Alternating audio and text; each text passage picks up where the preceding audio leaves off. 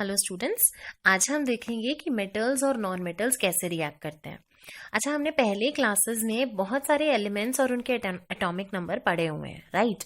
अच्छा, Nobel class gases का हमें पता है कि इनकी जो वैलेंस शेल होती है वो कंप्लीटली फिल्ड होती है, ठीक है। इसीलिए ये बहुत ही लीस्ट केमिकल रिएक्टिविटी शो करता है। मैं आपको एक एग्जांपल देती हूँ।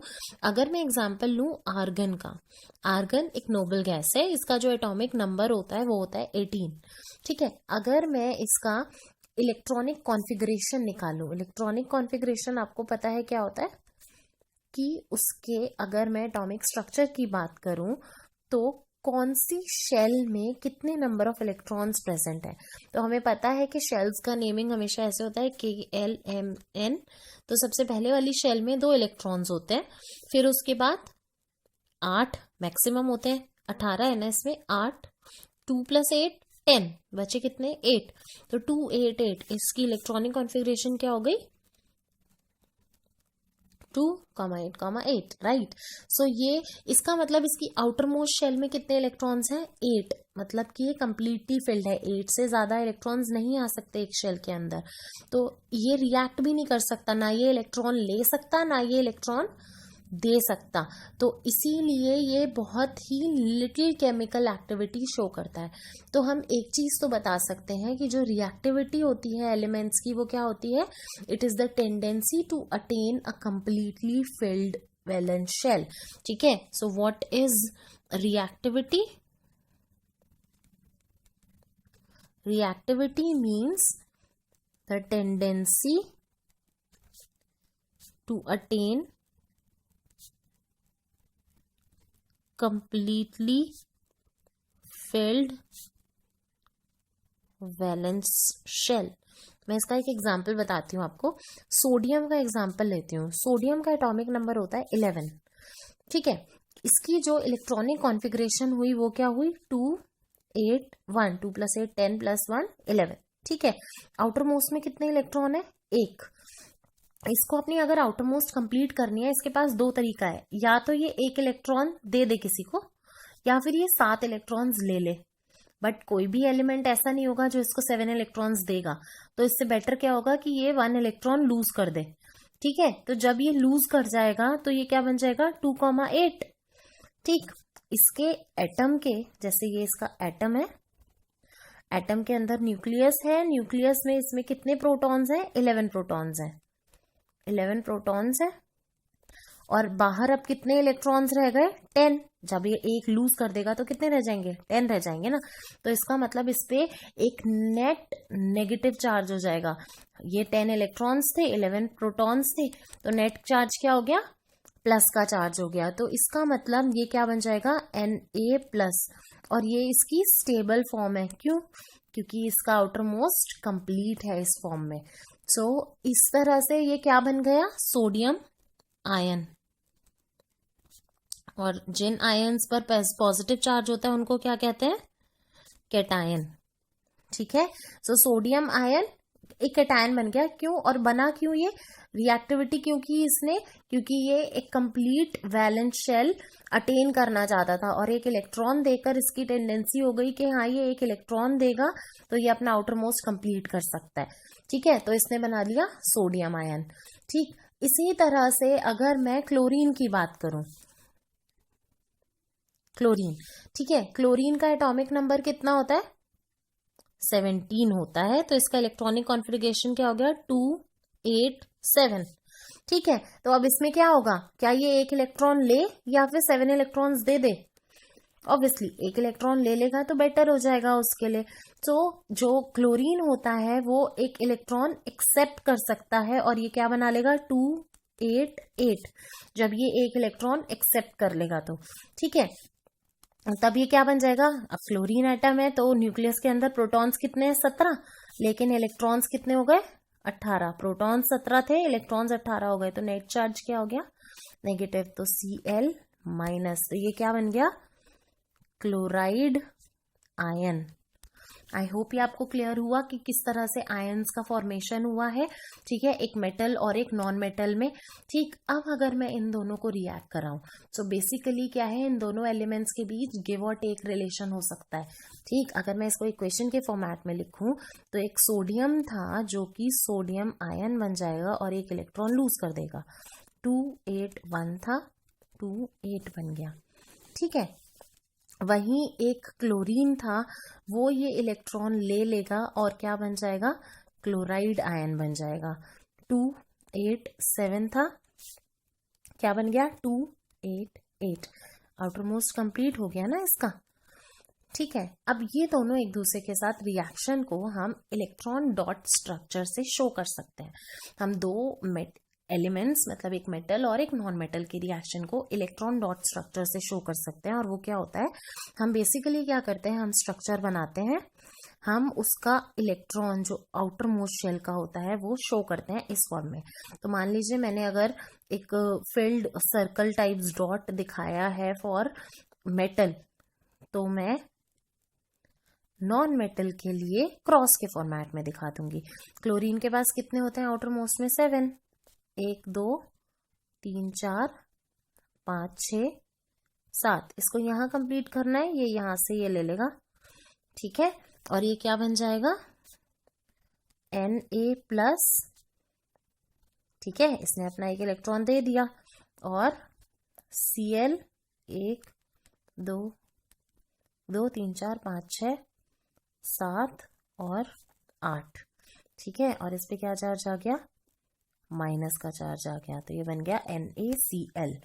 ठीक है, अब सोडियम और क्लोराइड क्योंकि ऑपोजिटली चार्ज थे तो वो एक दूसरे को अट्रैक्ट कर गए and they are held together by, इन दोनों के बीच जो इंटरैक्शन है वो बहुत ही स्ट्रॉन्ग है। So strong electrostatic force of attraction है इन दोनों के बीच। ठीक है, ये आपको क्लियर हो गया है। एक चीज यहाँ नोट करने वाली ये है कि जो सोडियम क्लोराइड है ये मॉलिक्यूल्स के फॉर्म में नहीं एग्जिस्ट करेगा, लेकिन ये एग्रीगेट की फॉर्म में एग्जिस्ट करता है ऑफ ऑपोजिटली चार्ज्ड आयंस। ये क्लियर हो गया आपको इलेक्ट्रॉन डॉट स्ट्रक्चर क्लियर हो गया क्योंकि वो बनाने के लिए आता है। और इलेक्ट्रॉन डॉट स्ट्रक्चर आप तभी बना पाएंगे जब आपको एटॉमिक नंबर्स पता होंगे। ठीक है, मैं छोटा सा एक रिवीजन कर लेती हूँ एटॉमिक नंबर्स का। मैं सबसे पहले नोबल गैसेस की बात करती हूँ। Helium, neon, argon, 2 10 18। तो कॉन्फ़िगरेशन क्या होगी, इसका तो 2 ही है, इसका 2 8, 8 और 2 10 हो गया, देन 2 8 8। ये आर जो नोबल गैसेस होती हैं they are not reactive because their outermost shell is complete. ठीक है, अब अगर मैं कुछ मेटल्स की बात करूं तो मेटल्स में क्या क्या आ जाएंगे, sodium, magnesium, aluminium, potassium, calcium. Atomic number 11 12 13 19 20। ये क्या हो गया, 2 8 1 2 8 2 2 8 3। ठीक है, 19 वाले का क्या हो गया, 2 8 8 1 2 8 8 2। ठीक है, सो ये सब वो हैं जो अपना अपना 1 इलेक्ट्रॉन 2 इलेक्ट्रॉन 3 इलेक्ट्रॉन देकर अपनी स्टेबल फॉर्म को अपनी ऑक्टेट को कंप्लीट कर सकते हैं, स्टेबल फॉर्म को अटेन कर सकते हैं। ठीक है, अब अगर मैं नॉन मेटल्स की बात कर दूं, nitrogen, oxygen, fluorine, phosphorus, sulphur, chlorine. ठीक है, एटॉमिक नंबर्स क्या क्या होते हैं, 7 8 9। फॉस्फोरस का होता है 15 16 17। कॉन्फ़िगरेशन क्या होगी, 2 5 2 6 2 7। इसमें 3 इलेक्ट्रॉन्स, इसमें 2 इलेक्ट्रॉन्स और इसमें 1 इलेक्ट्रॉन मिल जाएगा तो ये अपना ऑक्टेट कंप्लीट कर लेंगे। यहाँ पर क्या हो जाएगा, 2 8 5 2 8 6 2 8 7। ये चीज क्लियर हो गई आपको। तो अब हम क्या करेंगे, क्या आप मेरे को इलेक्ट्रॉन डॉट स्ट्रक्चर बना के दिखा सकते हैं। देखो सोडियम का हमने बना दिया, सोडियम का तो बहुत ही सिंपल था।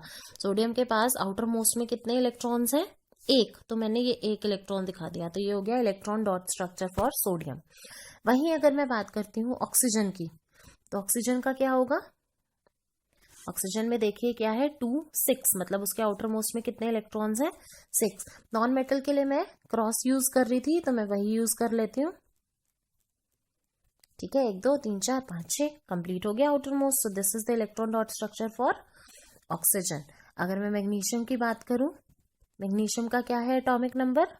12, 2 8 2, आउटर मोस्ट में कितने इलेक्ट्रॉन्स हैं? 2। मेटल्स के लिए मैं क्या यूज कर रही थी? डॉट, तो मैं इसके लिए भी क्या यूज कर लूंगी? डॉट। सो ये हो गया electron dot structure for magnesium. अब हम एक आयनिक कंपाउंड बनाने की कोशिश करते हैं, मैग्नीशियम क्लोराइड। अगर मैं मैग्नीशियम क्लोराइड की बात करूं तो मैग्नीशियम है 12, 2 8 2। ठीक है, तो इसके 2 इलेक्ट्रॉन्स जाने हैं, जब जाएंगे तो ये बन जाएगा +2। इसको क्या बोलेंगे? Magnesium cation.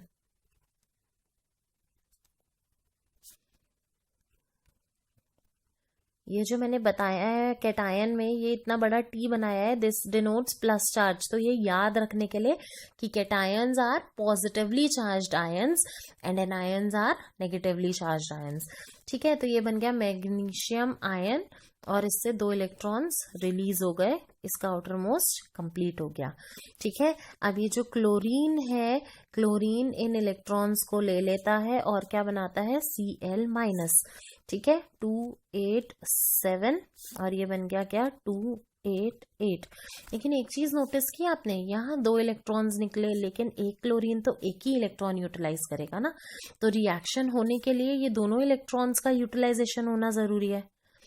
इसीलिए एक मैग्नीशियम 2 क्लोरीन के साथ रिएक्ट करेगा। पता है कैसे?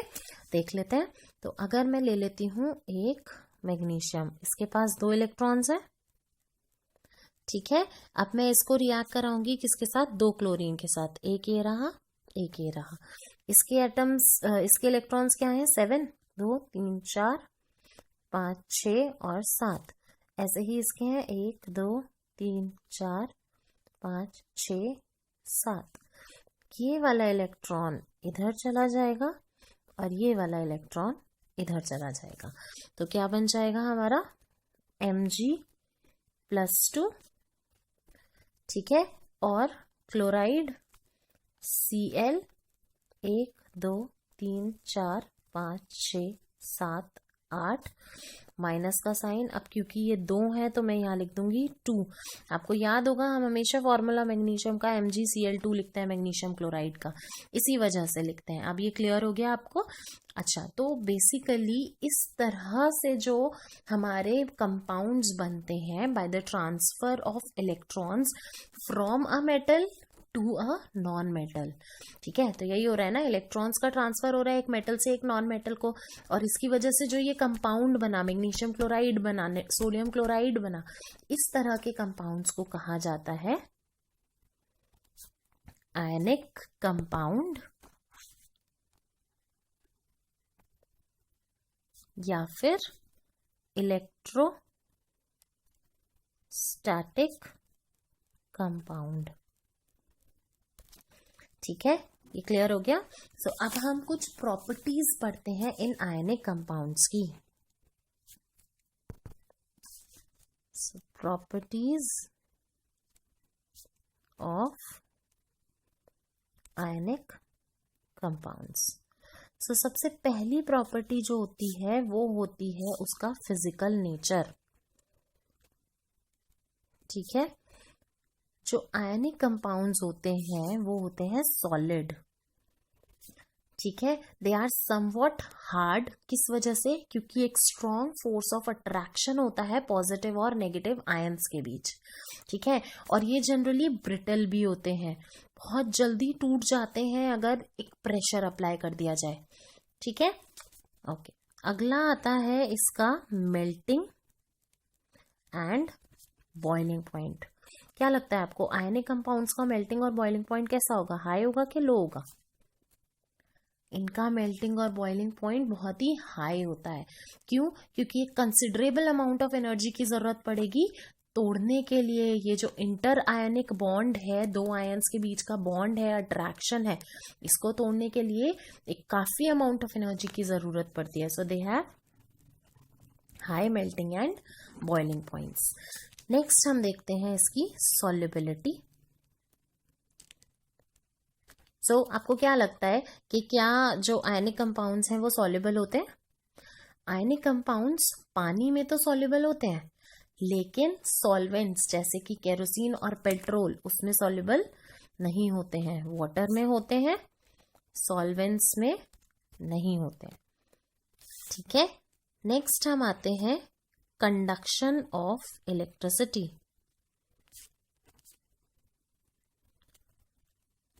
मतलब क्या ये इलेक्ट्रिसिटी को पास करा सकते हैं, कंडक्ट करा सकते हैं? हमें पता है कि इलेक्ट्रिसिटी कंडक्ट होती है एक सॉल्यूशन से. क्यों? क्योंकि उसमें मूवमेंट हो जाता है चार्ज पार्टिकल्स का. ठीक है. अब एक solution of an ionic compound in water, उसमें आयंस होंगे, तो वो ऑपोजिट इलेक्ट्रोड्स को पास तो करेंगे ही. जब इलेक्ट्रिसिटी हम पास कराएंगे, मूव कर जाएंगे इलेक्ट्रॉन्स जो है, आयंस जो है. ठीक है. अब जो आयनिक कंपाउंड्स अगर सॉलिड स्टेट में है तो वो इलेक्ट्रिसिटी कंडक्ट नहीं कर पाएंगे. सॉलिड स्टेट में इलेक्ट्रिसिटी का कंडक्शन नहीं हो पाता. रीजन बता सकते हैं क्यों नहीं हो पाता? क्योंकि रिजिड स्ट्रक्चर है तो आयंस का मूवमेंट पॉसिबल नहीं हो पाएगा. लेकिन अगर वो मोल्टन स्टेट में है, मोल्टन स्टेट में वो इलेक्ट्रिसिटी कंडक्ट कर सकते हैं. ठीक है. कैसे? क्योंकि जो इलेक्ट्रोस्टैटिक फोर्स ऑफ अट्रैक्शन होएगा, आयंस के बीच का जो अट्रैक्शन है वो हीट की वजह से कम हो जाता है, तो आयंस जो है वो फ्रीली मूव कर सकते हैं और इलेक्ट्रिसिटी कंडक्ट कर सकते हैं. आपको ये प्रॉपर्टीज क्लियर हो गई हैं आयनिक कंपाउंड्स की, उनका फिजिकल नेचर, उनका मेल्टिंग बॉइलिंग पॉइंट, उनकी सॉल्युबिलिटी और उनका इलेक्ट्रिसिटी कंडक्शन. ठीक है. अच्छा, अब आपको क्या करना है, आपको जो इलेक्ट्रॉन डॉट स्ट्रक्चर बहुत इंपॉर्टेंट है और ये आता भी है. ठीक है. तो क्या आप मेरे को सोडियम ऑक्साइड का इलेक्ट्रॉन डॉट स्ट्रक्चर बना के बता सकते हैं? इजी होगा. सोडियम हमें पता है Na क्या होता है, 2 8 1 11 होता है ना इसका एटॉमिक नंबर. ये क्या करेगा, ये एक रिलीज कर देगा और सोडियम आयन बना देगा. क्या बन गया? 2 8. ठीक है. ऑक्सीजन जो होता है, ऑक्सीजन का एटॉमिक नंबर क्या बताया था मैंने? 16. होता है 2 8 6. ये क्या करेगा, ये 2 इलेक्ट्रॉन्स लेगा और O2 माइनस बना लेगा. तो क्या हो जाएगा, ये 2 8 8. ऑक्टेट कंप्लीट हो गया. तो एक चीज देखिए, ये 2 इलेक्ट्रॉन कैसे आएंगे? एक सोडियम तो एक ही इलेक्ट्रॉन दे रहा है ना, तो इसका मतलब 2 सोडियम की रिक्वायरमेंट पड़ेगी. ठीक है. तो हम 2 सोडियम बनाएंगे. एक सोडियम ये रहा, एक सोडियम ये रहा. इसके पास एक इलेक्ट्रॉन है, इसके पास एक इलेक्ट्रॉन है. प्लस ऑक्सीजन, ऑक्सीजन के पास 6 है. 1 2 3 4 5 6. एक इलेक्ट्रॉन यहां से जाएगा, एक इलेक्ट्रॉन यहां से जाएगा. तो स्ट्रक्चर क्या बनेगा? Na प्लस, लेकिन ये कितने हैं? 2. ठीक है. और ऑक्सीजन के लिए O 1 2 3 4 5 6 और ये 2 डॉट्स, और यहाँ पर क्या आ जाएगा? 2 माइनस. ठीक है. ये क्लियर हो गया. ये हो गया आयनिक बॉन्ड. तो जो मॉलिक्यूलर स्ट्रक्चर वो बेसिकली क्या होता है? Na2O, इसीलिए लिखा जाता है. ठीक है. क्लियर हो गया. अब इसी तरह से आपको क्या करना है, आपको मैग्नीशियम ऑक्साइड का इलेक्ट्रॉन डॉट स्ट्रक्चर बनाना है. और अगर आपको इसमें कोई भी इश्यू आ रहा है बनाने में, तो आप कमेंट बॉक्स में लिखिए, हम उसको नेक्स्ट वीडियो में फॉर श्योर बनाकर दिखाएंगे. लेकिन अगर आपको दिक्कत नहीं आ रही है तो भी आप कमेंट बॉक्स में मेंशन कीजिएगा कि आपको क्लियर हो गया है कॉन्सेप्ट. तो अभी ये चीज क्लियर हो गई होगी कि किस तरह से मेटल्स और नॉन मेटल्स एक दूसरे से रिएक्ट करते हैं. Thank you.